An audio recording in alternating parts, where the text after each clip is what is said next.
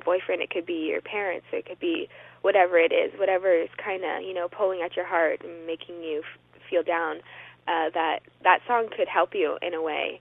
And I'm so glad that it inspired him and that he took the time to actually listen to the full song through, because the meaning of the song is there actually is a light at the end of the tunnel. You'll get a happy ending. It might not be tomorrow, it might not be next week, it might not be next month, but along the lines, it will happen. Healing takes time. So that was great, and I'm so glad that he got the message, because that's exactly the reason why I put it on my album. Absolutely awesome. So, here's what I want to know. If I were to go out and go on iTunes or whatever and download buy your music, because whoever handles your YouTube is extremely smart. And they're extremely smart in the sense of there's no songs to grab. I noticed that. I'm like, are you serious? I got one song here to play for the audience, and that's it. Yes, yeah. I love having the samples up there, just because you can get a taste, and I really, it's better than not having anything at all. I have my full song up there, but putting the samples, I think, lets people have the choice, because not everybody is going to love your songs, and I completely understand that. I might write the worst song, and you don't want to listen to it, but someone that wrote a song on my album, and you absolutely love the song, and you want that song, you can kind of hear the preview and kind of get a taste for it, and then go on iTunes and actually choose which one you want to listen to. I mean, if you want to pay 99 cents for just one song that means a lot to you and kind of makes you feel good, by all means, buy it. You don't have to buy the full album. So that's kind of why I like to have the samples up there. You can kind of get a taste of what's to come on the album, but you don't necessarily have to love every single song if you just want to buy one song. So that's why I like to have them up there. Or you can just sample the album and say you love the whole thing and buy it, and that would be awesome. You know what? I thought about buying your album, but I'm like, well, even if I buy the album, that still doesn't give me permission to play the album. Well, I'll send it to you. You don't have to buy it. You got connections now. All righty. No, because I mean, I love playing your music, but I'm like, four-wheel drive yet again. Are you serious? Yes. It's, you got to have variety. I totally hear you. We have a brand new single coming out. I'm not exactly allowed to say what it is yet, but it's awesome, and I'm so excited for it. It's probably one of my most favorite songs I've ever heard in my entire life, and that's saying a lot. So even though I'm singing on this track, no matter who sang on this track, it could be Britney Spears, it could be, Cher, whoever it is, I would absolutely love this song. So it's a great song, and I'll sing along to it no matter who's singing it. So I can't wait to see my fans and other people sing with this song, because it's just cool, and I can't wait to let you guys hear it. Well, if I decided on it, you'd make a YouTube video and just be like, all right, look at dude on radio, can't sing. But hell of an interviewer. No, I'm just excited that we can do this interview and everything. So, what are your goals in 5 years? I know that you tour all over Canada and, you come out to Nashville and everything, but what is your ultimate goal? What would define success for you if you could have it in 5 years? I would definitely say there's a bunch of things I could name the award shows I'd love to be on and love to have my songs nominated in and everything, and those are definitely a goal. But I think the greatest thing that could happen in my career would probably be getting a top 10 song on the radio and being able to show up to a show and not have only 50 people but have thousands of people singing along to my songs that I've written. I think that would be amazing, that people, would take the time and learn your lyrics and come to your shows and pay for a ticket, and just being able to hear them sing my songs back is amazing. I hear people sing Four-Wheel Drive when I perform it at a live show, and I think it's so cool, and just being able to have everybody sing my full album, I think would be truly the point to me where it's like it doesn't matter what happens next. That's it for me. It's not even, winning a bunch of awards. It's not, whatever it may be that is going to bring my career up a notch. I think it's really connecting with the fans and getting my music out there, which is what the music business is all about. Just hearing it being played on the radio, which is still surreal for me, but having it played all the time and getting all these credentials that it's in the top 10 and people are listening to it and singing along to it, I think would be amazing. Yeah, because you'd be in the likes of, famous, country stars out there. Yes, and that's my goal. I have a saying, and everybody says it, it's go big or go home. So that's that's what I'm headed for. I'm not gonna stop, so. So what advice would you give somebody, new to, music in general or country music, especially a female? Because, I understand that it's country music. I understand there's more females that do country music than other genres, but it's still got to be tough being a female in the music business, period. Oh, it certainly is. I was actually talking about this with another artist this weekend. And being a female in not only country music, but in any type of music, it's extremely difficult. Not because there's such a massive amount of women and girls that are in the music. That's not even the point of it. It's the fact of really connecting with your fans. It's really difficult to get fans as a female, just because so many other females are fans.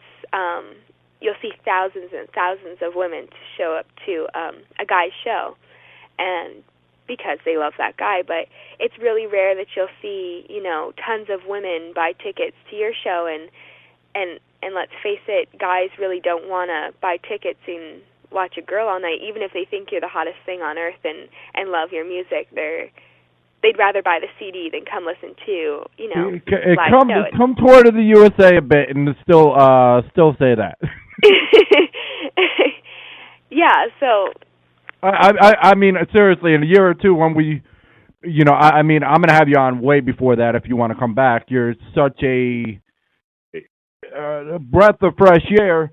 But once you're, actively, touring in the U.S., I want you to come back and then tell me that, because I see it differently out here. But in other countries, they're raised differently and everything too. Yeah, they really love, here in Canada, it's not that they don't like women's music. All the girls that are on the scene right now that are in country music are extremely, extremely talented, and they have so much potential, and they can really get a crowd going, which is absolutely the whole point of it. They have the performance part, the voice, the look, everything, and they are absolutely incredible.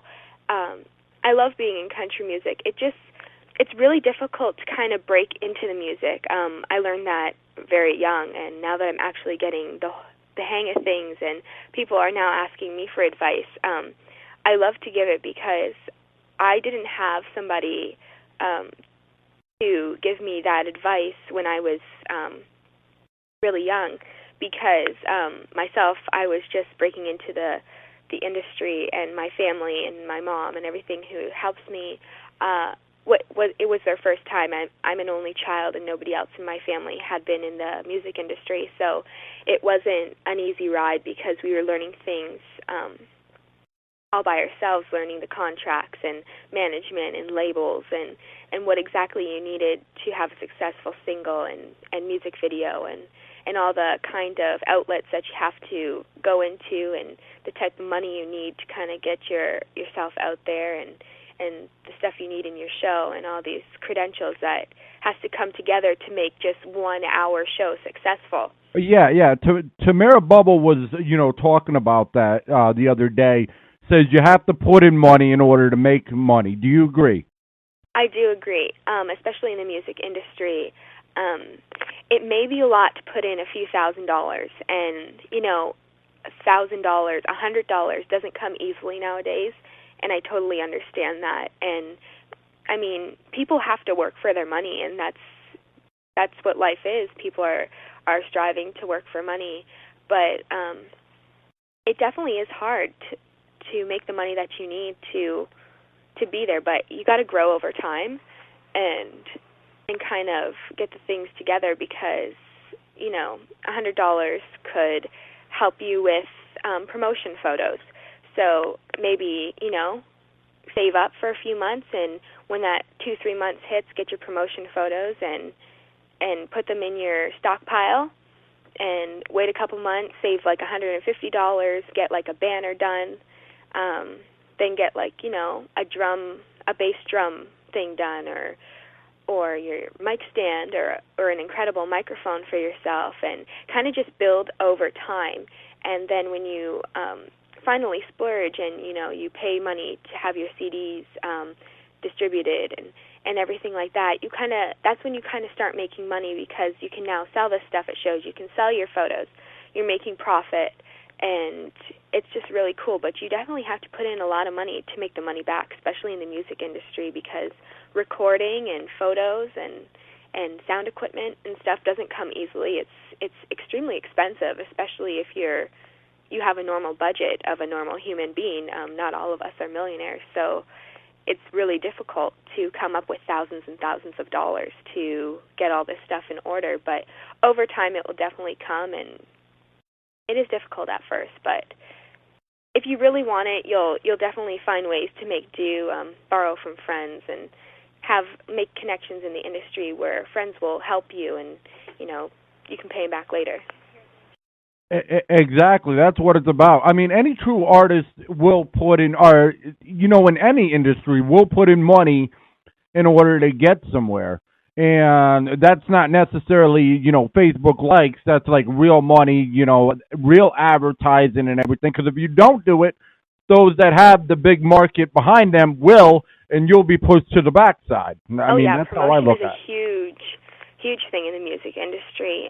It can make or break an artist having the proper promotion, and it doesn't mean you're no good. It could be the most talented person in the whole entire world that just doesn't have the proper promotion, and then you have somebody who is also equally good but has great promotion that will rise to the top quicker just because of the way that their career is being dealt with. So you really got to trace your steps and watch carefully. It's a very difficult industry, but once you get in there, you kind of get the hang of things, and you really start to realize what it's all about. And you can kind of, as an artist even, you start to get the idea of exactly what your career needs. And you can kind of, from that point on, that's how you develop, your own person, your own style, the way you perform on stage, the performance part of it, what exactly you want in your show. So it all kind of adds up from there. And here's the funny part. I'm looking at the people that are listening, which right now there's not that many, but that's because it's 10 o'clock in the morning. People have to work, as you explained. People need to find ways to make money.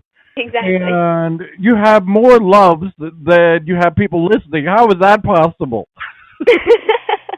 What? That's cool. So, what inspires you? If you could, take Chelsea Kreitz, and I hope I'm saying your name right. You are. And put yourself from a third person point of view. How would you explain yourself?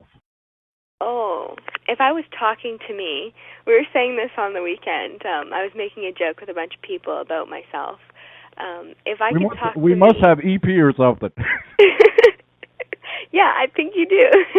If I was talking to me, the first idea I would get of myself is that I'm very down to earth. I'll never change. That's just who I am. I think I would say I love making jokes. I love making people laugh. I love seeing everybody's reaction, and I really love just communicating with people in general. I'm the type of person, I'm not afraid to listen to what somebody has to say. I'll listen to you 3 hours and not take my attention off of you just because that's who I am. I love hearing what people have to say, and even if it's advice or if it's, criticism, I will take it. That's just me. Listen and learn. It's very hard. I'm the type of person, if I was talking to myself, it's very hard for me to kind of get offended. very difficult.